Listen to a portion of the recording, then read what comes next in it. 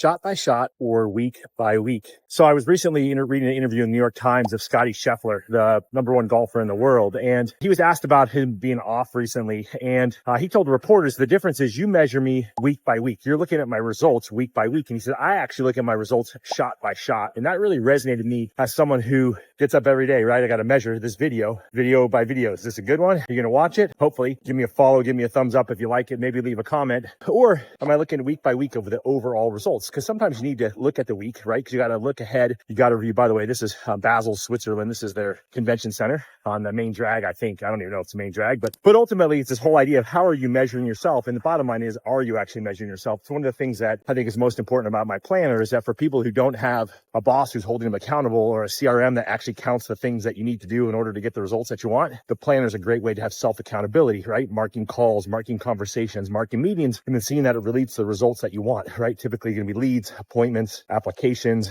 meetings, whatever that is in your industry, and eventually a closed sale of some kind. And so I think the bottom line is this, is you got to think about when you should be measuring shot by shot. I think that's every day. When you should be measuring week by week, that's that weekly review where you're looking backwards at where you're going and then set your intentions for going forward the next week, because that's ultimately what's most important. So I love the fact that Scotty Scheffler's looking at it shot by shot because he asked you, he's trying to win a golf tournament. So you should be looking at it sales call by sales call, right? You should be looking at appointment by appointment. But then everyone else is going to look at you a different way. That's going to be the closed transactions and how that looks. So hope that's helpful. Hope you're measuring what you're doing. If not, reach out. Happy to give you help. And share this with someone else who you know probably isn't measuring and should be. Here I go in the roundabout on my way to Have a good one.